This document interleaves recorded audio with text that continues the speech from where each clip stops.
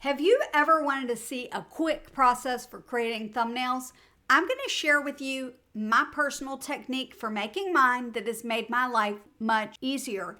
Design all of your thumbnails in one location. So from March until the beginning of October, I used this project board. I've recently started a new one.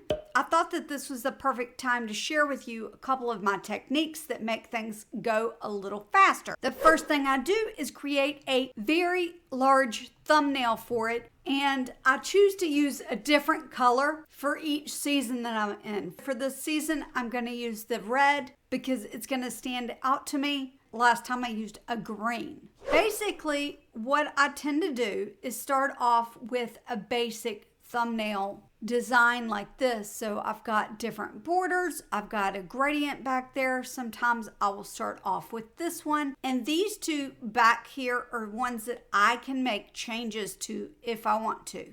I have actually downloaded a few of those backgrounds so that the borders and things don't move, and it will make life easier for me. So for this thumbnail, use this blue to teal gradient, but I'm going to copy this and paste it, and then I'm going to bring it up to the front. I like for all of my new thumbnails to be at the front and all of my work to be in the back end. Typically I have some sort of pattern, and then like maybe I want to use this same thing again in the future, and I can just duplicate this and change out the words. The other thing I really like to do is go ahead and have my people cut out that I want to use on my thumbnails.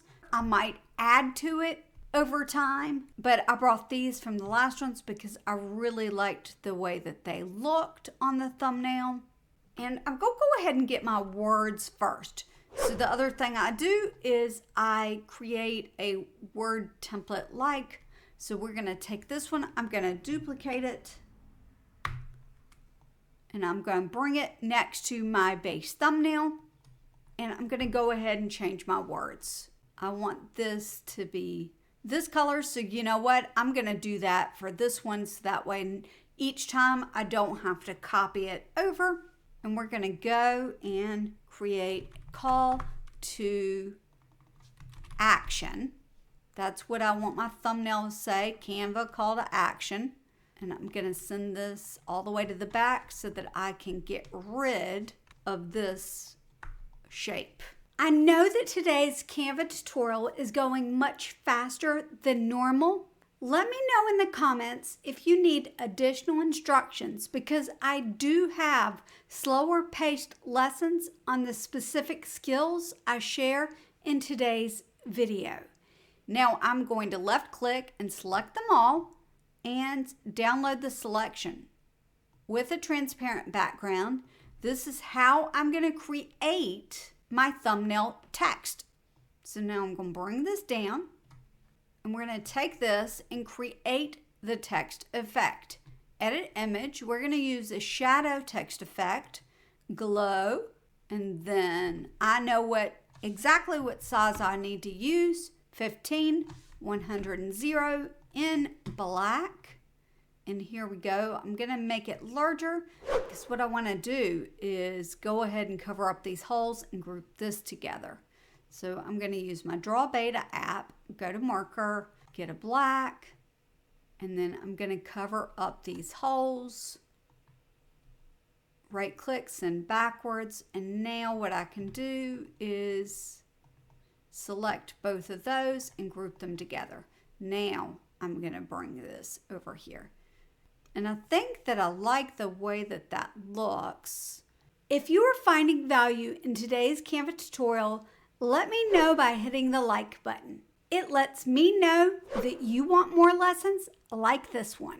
If I decided I wanted a different background, then it would be super easy for me to do. I would just take one of these and detach it, copy it, paste it, and replace it.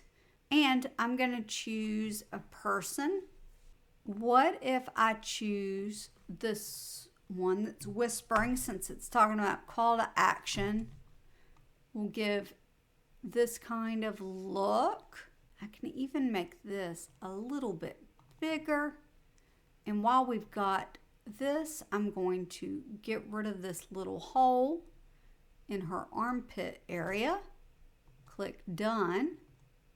Right click, send back. There we go. And I'm going to see if I can connect those two together. The thing that I could do would be to create a call to action sort of behind her so that it gives the appearance of the call to action there. Let's send it back. Link in the description is the one that I'm sharing how to do. What if I just kind of like give a hint of it? Ooh, I have an idea. I'm going to make this blurry. I'm going to download. I know that this looks crazy, but it's not going to look like this when I'm finished. Okay, we're going to take this. I'm going to get rid of those. I'm going to bring this up. And then I'm going to make this blurry a little bit like this. And then send it backwards. That way it sort of gives like, ooh, what's that? I think I may need to make it a little bit bigger. Now let's make it small and see what it looks like. Oh yeah, I like that a lot. I'm going to take this actually and just bring it in a little bit so that it doesn't go all the way across. I'm going to do the same thing here.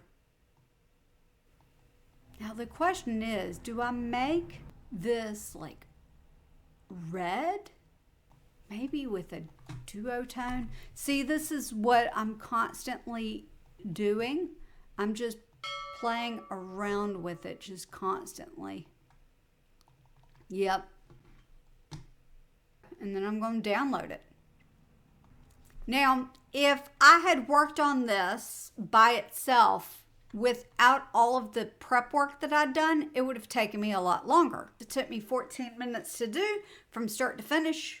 And that was even with some explaining. I think that if I hadn't done any explaining, it probably would have taken me 7 minutes to complete. It's the same technique I used with this one as well, except for with this one, I still had the individual pieces. If you want to learn more about how to create a big, bold outline, then make sure you tune into this video right here. If you like today's Canva tutorial and want to see more like it, make sure that you check out the description box below for some related lessons. If you have any questions about how to use Canva, leave me a comment and I'll see you next time. Bye.